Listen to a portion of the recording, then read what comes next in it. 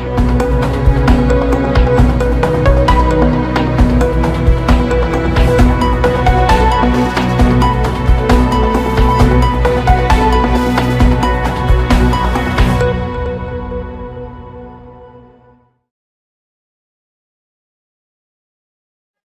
क्या काला दिवस मनाया है पहलवानों ने, क्या फर्क पड़ेगा? जितने दिन हो चुके हैं, कुछ होगा काली पट्टी बांधने से? जी, फर्क पड़ा है इस सूरज की रोशनी को, फर्क पड़ा है इंसाफ की चमक को, फर्क पड़ा है न्याय की धुरी को, क्योंकि भारत पहली बार काले दिवस पहले भी प्रोटेस्ट में मनाए गए होंगे, संसद के बाहर न जाने कितनी बार काली पट्टियों का प्रदर्शन किया होगा, लेकिन इतिहास गवाह है पहली बार इस देश में बेटियां काला दिवस मना रही हैं। और अगर इस देश की बेटियां काला दिवस मनाएगी, इस देश की लक्ष्मी काला दिवस मनाएगी, इस देश की रानी लक्ष्मीबाई काला दिवस मनाएगी, तो लगता है कि भविष्य में अंधकार हो जाएगा। इसीलिए तमाम रोशनी आज काली नजर आती है, क्योंकि दरअसल न्याय अधूरा है, और अगर न्याय अधूरा है तो अंधकार तब तक रहेगा जब तक सरकार की चौखट से गिरफ्तारी रूपी रोशनी निकल कर नहीं आती। इसीलिए ये बड़ा सवाल है। अब तो कर्नाटक का इलेक्शन निपट गया, अब लगता है सरकार जागेगी।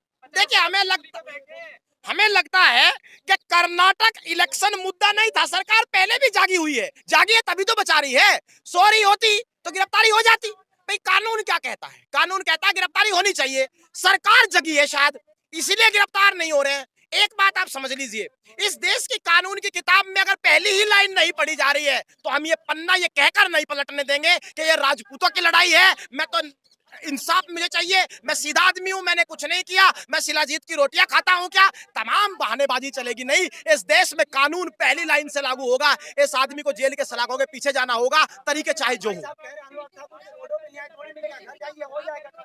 अनुराग ठाकुर की पूरी बात कर लेते हैं। अनुराग ठाकुर ने कितने बयान बदले मैं आपको बताता हूं। सबसे पहले जनवरी में जब ये बच्ची आई थी तो यहाँ मिलने सबसे पहले अनुराग ठाकुर ही आए थे। उन्होंने कहा कि इंसाफ मिलेगा, कमेटी कार्रवाई करेगी। जो कमेटी बनी 3 महीने में वही ये भूल गई कि मैं कमेटी हूं। तो जब कमेटी को ही कमेटी याद नहीं रही तो इन बच्चों को दोबारा आना पड़ा। दूसरा झूठ इस देश में अनुराग ठाकुर मंत्री जी ने कहा कि मैंने 12 घंटे खिलाड़ियों से मुलाकात की है, वो प्रोसीडिंग्स जारी कर दे 12 घंटे की, तो ये बात झूठ है, ये साबित हो जाएगा। 2 मिनट को 12 घंटे का नारा आप लगा दोगे, इस बात से काम नहीं चलेगा। तीसरी बात, अब वो कह रहे हैं कि कानून कार्रवाई करेगा। कानून क्या है? एक बार मंत्री जी से आप माइक लगाकर ये और पूछाइए, क्या ये सच नहीं है कि कानून यही कहता है कि पोक्सो में एफआईआर होने के बाद गिरफ्तारी होगी? अगर कानून ये कहता है तो जिस देश में सबसे बड़ी पार्टी की सरकार हो, तथाकथित दुनिया की सबसे बड़ी पार्टी, जिसके पास लोकसभा में 302 सांसद हो, जिसके पास समूचे भारत में 1410 विधायक हो, जिसके पास 23 प्रवक्ता हो जो राष्ट्रवाद का गुणगान 24 घंटे टीवी के फर्जी चैनलों पर करते हो, उस वक्त कोई एक व्यक्ति आकर के बता दे कि इस आदमी की चौखट पर कानून आज नतमस्तक क्यों खड़ा है? मोदी जी के ट्वीट तक नहीं आ रहे। मोदी जी केरला स्टोरी पे कहते जाके देख लीजिए, बेटी के साथ न्याय हुआ वो। हाँ, यही दुख की बात है कि केरला स्टोरी पर मोदी जी से भी पहले आप थोड़ा सा एक कदम नीचे आओ। Women empower ministry Smriti Irani के पास है, मामला महिलाओं का है। मैडम गई है, फिल्म देखकर बाहर निकल करके कहती है कि सूबे की कोई भी सरकार या सूबे का जिस सूबे का मुख्यमंत्री से बैन करेगा, ये माना जाएगा कि वो महिला हिंसा के साथ है। क्यों ना मैडम हम ये मान ले कि आप महिला हिंसा पर कोई बयान दे नहीं रही है, तो आपकी ये चुप्पी, आपका ये समर्थन भी महिला हिंसा के साथ है।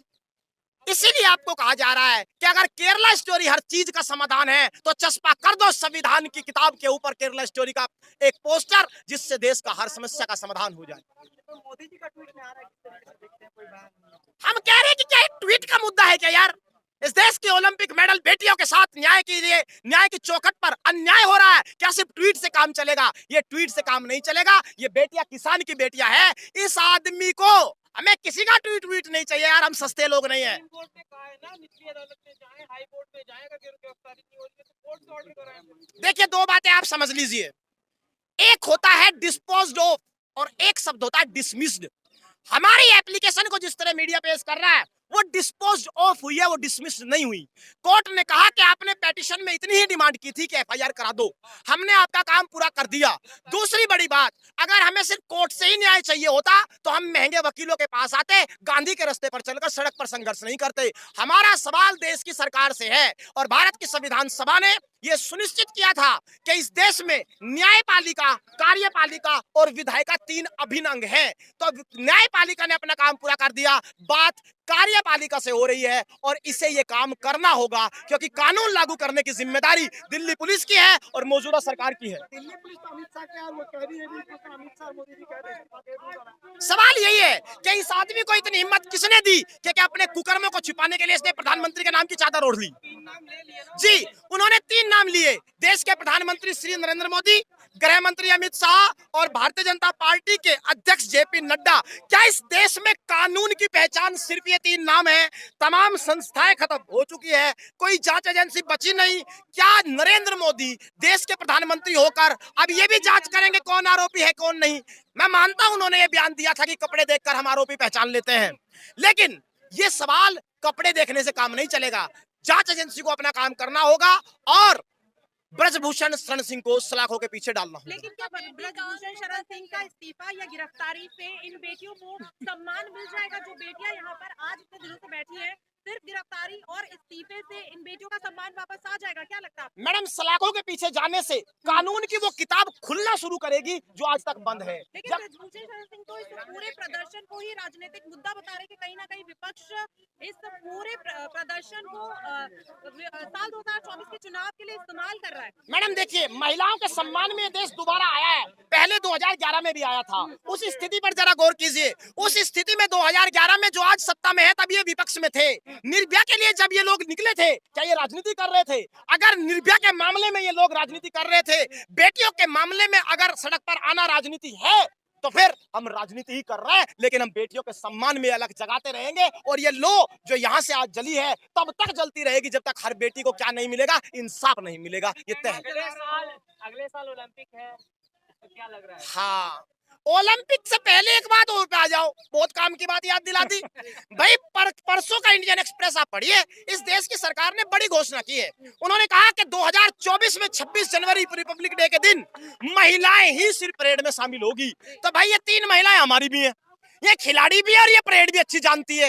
अगर सरकार इस मामले में इंसाफ नहीं करती तो किसान आंदोलन में भी 26 जनवरी को इतिहास लिखा था। ये बेटियां लाल किले की प्राचीर से इस देश के प्रधानमंत्री से पूछेगी कि कानून की वो कौन सी कमजोरी थी कि ब्रजभूषण शरण सिंह की चौखट पर जाकर उसने घुटने टेक दिए थे। ये बेटियां पूछेगी कि जब सूरज उगता था, जब इस देश में बेटी पढ़ाओ बेटी बचाओ का नारा लगता था, उस वक्त जंतर मंतर की सड़कें से खिड़कियां बंद प्रधानमंत्री कार्यालय की क्यों हो गई थी? ये बेटियां पूछेगी कि हर नन्ही गुड़िया को इंसाफ कब मिलेगा। मोदी जी उसी लाल किला से तो बेटी बचाओ बेटी पढ़ाओ की बात कर रहे हैं। हाँ, उसी लाल किले से ये भी करेंगी। इस बार दोनों बातें ठीक होंगी। क्यों? क्योंकि दरअसल वुमेन्स का प्रोग्राम है, महिलाएं सम्मिलित होंगी और ये भी महिलाएं आमने सामने रहेंगी। जी बिल्कुल। किसान आंदोलन में 700 से ज्यादा मरे थे, पहलवानों को ही मरना पड़ेगा क्या? देखिए, किसान आंदोलन में 750 से ज्यादा शहादत हुई। देश ने पहली बार ऐसा देखा है कि इस देश में कोई आदमी किसानों के ऊपर जीप से रौंद सकता है। एक बात आप जीन लीजिए, जब तक इंसाफ नहीं होगा, शहादत एक छोटी चीज है उस गुड़िया के लिए, उस छोटी बच्ची के लिए जिसकी आंखों में हिम्मत इंसाफ की लो जलानी है। वो छोटी बच्ची शायद जानती भी नहीं होगी कि जंतर मंतर की किसी धरती पर तेरे लिए लड़ाई लड़ी जा रही है। उसके लिए अगर शहादत भी हो जाए तो सस्ती है, लेकिन उसे हिम्मत और न्याय दिला कर जाएंगे। आंदोलन टीवी अक्सर कहते है जी। हाँ, अब सुन लो बात। 2 बातें हैं इस मामले में। जो सवाल आपने पूछा है ब्रजभूषण सिंह के समर्थक का, उनका कहना है जी मेरे पास इतने समर्थक है, जंतर मंतर घेर लेंगे।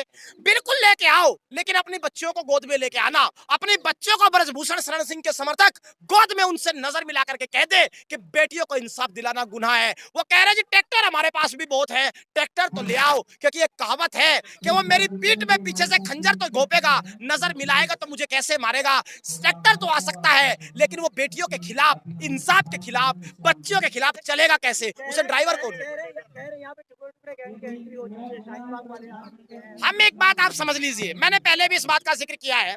देखो, हमारा हो रखा है ट्यूशन पूरा। क्यों हो रखा है? और बता देता हूं आगे क्या होगा। किसान आंदोलन में यही काम होते थे। पहले खालिस्तानी खालिस्तानी खालिस्तान दो, कौन पता नहीं पागल आ जाता था। हमने कहा भाई पुलिस को पकड़ो, हमारा क्या मतलब खालिस्तान से। फिर आ गए हिंदू राष्ट्र दो, हमने कहा भाई पकड़ो, हमारा क्या मतलब हिंदू राष्ट्र से। फिर क्या हुआ, अचानक से कुछ लोग आ गए, सड़क खाली करो, हम तो बिजी हैं, हमें दिक्कत होती है। पत्थरबाजी हुई, किसानों के ऊपर, यहाँ पत्थरबाजी भी हो सकती है।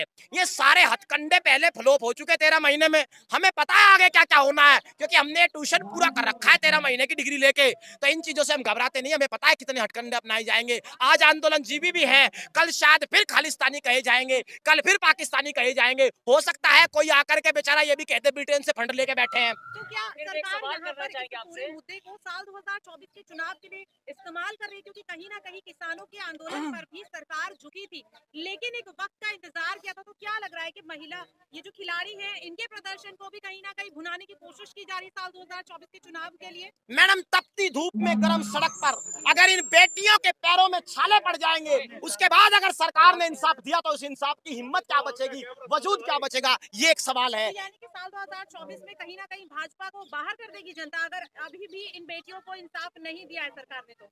मैडम, 2024 में वोट बाद का विषय है। जी। पहला विषय यही है कि इस देश के प्रधानमंत्री जनता के बीच में अपने माथे पर ये नोटिस चस्पा करके कैसे जाएंगे कि मैंने इस देश की बेटियों को दांव पे लगाकर ब्रजभूषण शरण सिंह को बचा लिया। आखिरी सवाल, ब्रिजभूषण कह रहे हैं अगर मैं दोषी पाया जाऊं तो मुझे फांसी में चढ़ा दीजिए, वो डंके की चोट पर कह रहे हैं मीडिया में।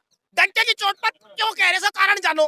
क्योंकि वो ये कह रहे भाई ना तो मैं जेल में जाऊंगा, ना कानून की किताब खुलेगी, और मेरे ऊपर तो 84 FIR थी, आज तक तो कोई फाइल खुली नहीं, ना ये खुलेगी। इसीलिए कुछ भी कह लो भाई, जेल में जाओ, फास्ट ट्रैक कोर्ट सरकार तुम्हारी है, बैठाओ, 8 दिन में दूध का दूध पानी का पानी। और एक काम और कर दो, इन बच्चों ने नार्को टेस्ट की मांग की है।